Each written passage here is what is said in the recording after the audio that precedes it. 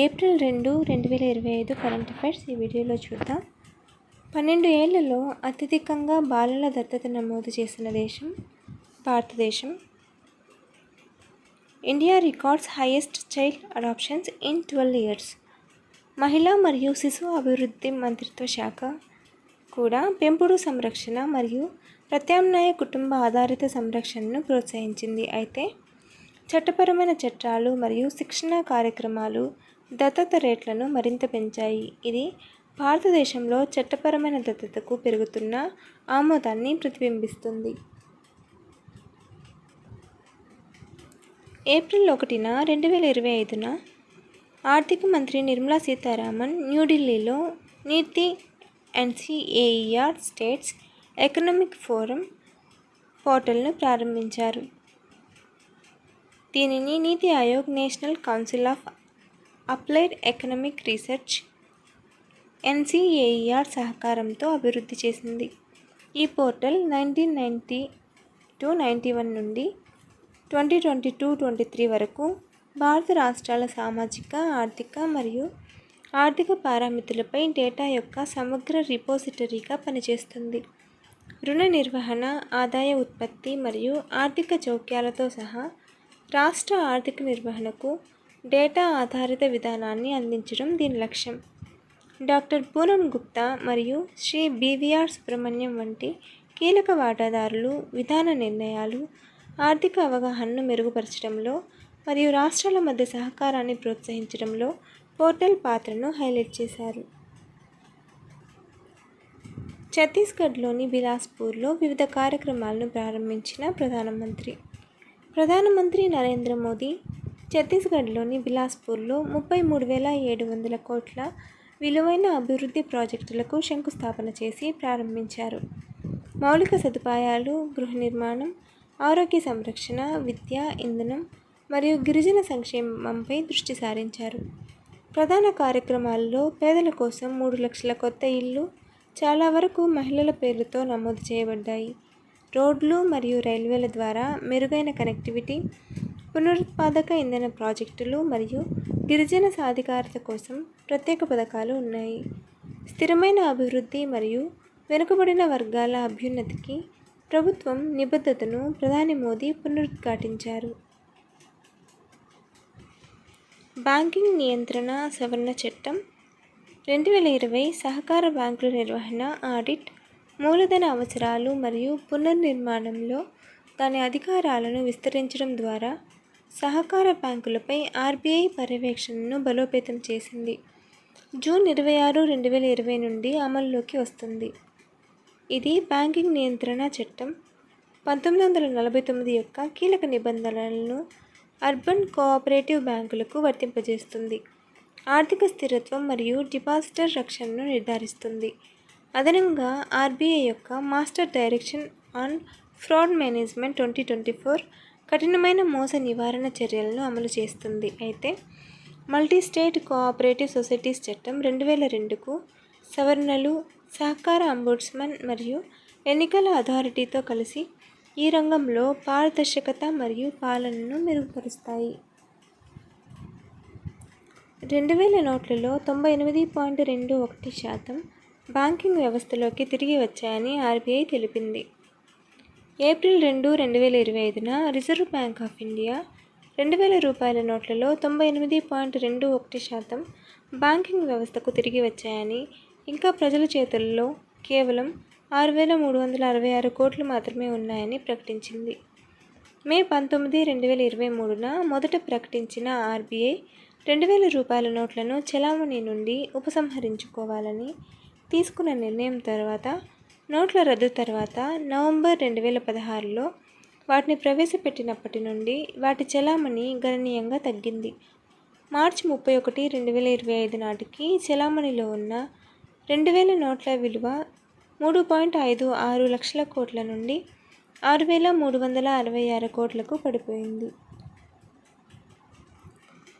EY నివేదిక భారతదేశం కోసం ఫైనాన్షియల్ ఇయర్ 26లో 6.5% వృద్ధిని అంచనా వేసింది. ఈవై ఎకానమీ వాచ్ నివేదిక ఫైనాన్షియల్ ఇయర్ 26కి భారతదేశ జీడీపీ వృద్ధిని 6.5%గా అంచనా వేస్తుంది. ఆర్థిక వివేకాన్ని కొనసాగిస్తూ ఆర్థిక విస్తరణను ప్రోత్సహించే సమతుల్య ఆర్థిక వ్యూహం యొక్క అవసరాన్ని నొక్కి చెబుతుంది. ఇది విద్య మరియు ఆరోగ్య సంరక్షణలో ప్రభుత్వ పెట్టుబడి యొక్క ప్రాముఖ్యతను, అధిక రాబడి, జీడీపీ నిష్పత్తిని మరియు ప్రాంతీయ అసమానతలను తగ్గించడానికి సమాన బదిలీలను హైలైట్ చేస్తుంది. 6.5% వృద్ధి లక్ష్యాన్ని సాధించడానికి 7.6% Q4 ఫైనాన్షియల్ ఇయర్ 25 వృద్ధి అవసరం. దీనికి పెట్టుబడి వ్యయం పెరగడం అవసరం కావచ్చు. అనుబంధ గ్రాంట్ల కారణంగా ఆర్థిక లోటు పెరగవచ్చు. అధిక నామమాత్రపు జీడీపీ ఆర్థిక ఒత్తిళ్లను తగ్గించగలదు, వ్యూహాత్మక మూలధన వ్యయాన్ని తప్పనిసరి చేస్తుంది. ఏప్రిల్ 1, 2025న షిర్లీ అయోర్కోర్ బోచ్వే కామన్వెల్త్ దేశాల 7వ సెక్రటరీ జనరల్ అయ్యారు. ఈ పదవిని నిర్వహించిన మొదటి ఆఫ్రికన్ మహిళగా ఇది ఒక చారిత్రాత్మక క్షణాన్ని సూచిస్తుంది. ఈ పదవిలో పనిచేసిన మొదటి మహిళ డొమినికాకు చెందిన పాట్రిసియా స్కాట్లాండ్ స్థానంలో ఆమె నియమితులయ్యారు. సమోవాలోని అపియాలో జరిగిన కామన్వెల్త్ ప్రభుత్వ అధిపతుల సమావేశం CHOGM 2024 సందర్భంగా బోచ్వే 4 సంవత్సరాల కాలానికి ఎన్నికయ్యారు. ఘనా దౌత్యవేత్త మరియు రాజకీయ నాయకురాలిగా ఆమె గతంలో ఘనా విదేశాంగ వ్యవహారాలు మరియు ప్రాంతీయ సమైక్యత మంత్రిగా పనిచేశారు మరియు జాతీయ భద్రత, వ్యాపారం మరియు పర్యాటక కన్సల్టింగ్లో పాత్రలు పోషించారు. SBI కార్డ్ MD మరియు CEOగా సలీలా పాండే నియమితులయ్యారు. ఏప్రిల్ 1, 2025 నుండి అమల్లోకి వస్తుంది. SBI cards and payment services తన కొత్త మేనేజింగ్ డైరెక్టర్ మరియు చీఫ్ ఎగ్జిక్యూటివ్ ఆఫీసర్గా సలీలా పాండేను నియమించింది. ఇది ఏప్రిల్ 1, 2025 నుండి అమల్లోకి వస్తుంది. బ్యాంకింగ్ రంగంలో దాదాపు 30 సంవత్సరాల అనుభవంతో, ప్రధానంగా స్టేట్ బ్యాంక్ ఆఫ్ ఇండియాతో, పాండే రిటైల్ బ్యాంకింగ్, క్రెడిట్ సేవలు మరియు ఆర్థిక నిర్వహణలో నైపుణ్యాన్ని తీసుకువస్తున్నారు. ఆమె నియామకం SBI కార్డ్ భారతదేశ క్రెడిట్ కార్డ్ మార్కెట్లో తన ఉనికిని విస్తరిస్తూనే ఉన్నందున దానికి కొత్త నాయకత్వ దశను సూచిస్తుంది. IRDAI పూర్తికాల సభ్యునిగా జీవితకాలం స్వామినాథన్ S. అయ్యర్ నియామకం. భారత ప్రభుత్వం స్వామినాథన్ అయ్యర్ను IRDAIలో పూర్తికాల సభ్యుడిగా 5 సంవత్సరాల పదవీ కాలం లేదా ఆయనకు 62 ఏళ్లు నిండే వరకు, ఏది ముందైతే అది వరకు నియమించడానికి ఆమోదం తెలిపింది. మార్చి 25, 2025న కేబినెట్ నియామకాల కమిటీ ఆమోదించిన ఆయన పాత్రలో జీవిత బీమా విభాగాన్ని పర్యవేక్షించడం, నియంత్రణ, విధాన అభివృద్ధి మరియు పరిశ్రమ వృద్ధిపై దృష్టి పెట్టడం ఉంటాయి. చట్టపరమైన మరియు నియంత్రణ వ్యవహారాలలో ఆయన నైపుణ్యం భారతదేశ బీమా రంగాన్ని బలోపేతం చేస్తుందని భావిస్తున్నారు. MPC సమావేశానికి ముందు పూనం గుప్తా RBI డిప్యూటీ గవర్నర్గా నియమితులయ్యారు. ద్రవ్య విధాన కమిటీ సమావేశానికి ఏప్రిల్ 7 నుంచి 9 వరకు 2025 ముందు మైఖేల్ పాత్రా స్థానంలో పూనం గుప్తాను కొత్త డిప్యూటీ గవర్నర్గా రిజర్వ్ బ్యాంక్ ఆఫ్ ఇండియా నియమించింది. స్థూల ఆర్థిక విధానం, IMF, ప్రపంచ బ్యాంకు మరియు కేంద్ర బ్యాంకింగ్లో విస్తృత అనుభవం ఉన్న ఆమె గతంలో NCAER డైరెక్టర్ జనరల్గా, EAC-PM సభ్యురాలిగా మరియు 16వ ఆర్థిక కమిషన్ సలహా మండలి కన్వీనర్గా పనిచేశారు. ఆమె నియామకం భారతదేశ ద్రవ్య మరియు ఆర్థిక విధానాలను రూపొందించడంలో కీలక పాత్ర పోషిస్తుందని భావిస్తున్నారు. దలైలామాకు శాంతి మరియు సుస్థిరతకు గోల్డ్ మెర్క్యూరీ అవార్డు లభించింది. ఏప్రిల్ 1, 2025న హిమాచల్ ప్రదేశ్లోని ధర్మశాలలోని తన నివాసంలో దలైలామాకు శాంతి మరియు సుస్థిరతకు గోల్డ్ మెర్క్యూరీ అవార్డును ప్రదానం చేశారు. గ్లోబల్ థింక్ ట్యాంక్ అయిన గోల్డ్ మెర్క్యూరీ ఇంటర్నేషనల్ ద్వారా ప్రదానం చేయబడిన ఈ అవార్డు అహింస, మానవ గౌరవం, మతాంతర సంభాషణ మరియు పర్యావరణ పరిరక్షణ పట్ల ఆయన జీవితకాల నిబద్ధతను గుర్తిస్తుంది.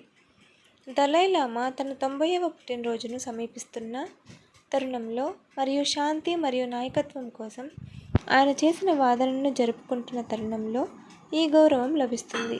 ప్రపంచ శాంతి, సుపరిపాలన మరియు స్థిరమైన అభివృద్ధికి దోహదపడే వ్యక్తులు మరియు సంస్థలను గోల్డ్ మెర్క్యూరీ అవార్డు సత్కరిస్తుంది. 2024-25 ఆర్థిక సంవత్సరంలో భారతదేశ రక్షణ ఎగుమతులు రికార్డు స్థాయిలో పెరిగాయి. 2024-25 ఆర్థిక సంవత్సరంలో భారతదేశ రక్షణ ఎగుమతులు రికార్డు స్థాయిలో 23,622 కోట్లకు చేరుకున్నాయి. ఇది గత సంవత్సరం కంటే 12.04% వృద్ధిని సూచిస్తుంది. రక్షణ ప్రభుత్వ రంగ సంస్థలు మరియు ప్రైవేట్ పరిశ్రమల ద్వారా నడిచే ఈ పెరుగుదల భారతదేశం యొక్క పెరుగుతున్న స్వావలంబన మరియు రక్షణ తయారీలో ప్రపంచ పోటీతత్వాన్ని ప్రతిబింబిస్తుంది. డిపిఎస్యులు 42.85% పెరుగుదలను నమోదు చేశాయి. 8,389 కోట్లకు దోహదపడ్డాయి. ప్రైవేట్ రంగం 15,233 కోట్లుగా ఉంది. ఎగుమతి అధికారాల పెరుగుదల మరియు ప్రభుత్వ మద్దతు భారతదేశంలో తయారు చేసిన రక్షణ ఉత్పత్తులకు పెరుగుతున్న ప్రపంచ డిమాండ్ను హైలైట్ చేస్తాయి. భారత నావికాదళ మహిళా అధికారులు లెఫ్టినెంట్ కమాండర్ దిల్నా కే మరియు లెఫ్టినెంట్ కమాండర్ రూపా ఏ చేసిన ప్రపంచ ప్రదక్షిణ యాత్ర నావికా సాగర్ పరిక్రమ 2 దక్షిణాఫ్రికాలోని కేప్ టౌన్కు చేరుకుంది. ఇది దాని 23,400 నాటికల్ మైళ్ళ ప్రయాణంలో 4వ దశను సూచిస్తుంది. అక్టోబర్ 2, 2024న గోవా నుండి జెండా ఊపబడిన ఈ యాత్ర మహిళా సాధికారత, సముద్ర పరిశోధన మరియు సముద్ర సహకారాన్ని ప్రోత్సహించడం లక్ష్యంగా పెట్టుకుంది. ఐఎన్ఎస్వి తరిణి అనే నౌక గతంలో ఫ్రీమాంటిల్, లిటిల్టన్ మరియు పోర్ట్ స్టాన్లీ వద్ద ఆగింది మరియు మే 2025లో తిరిగి వస్తుంది. సిబ్బంది దక్షిణాఫ్రికా నావికాదళంతో పాల్గొంటారు మరియు వారి బస సమయంలో అవుట్రీచ్ కార్యక్రమాలను నిర్వహిస్తారు.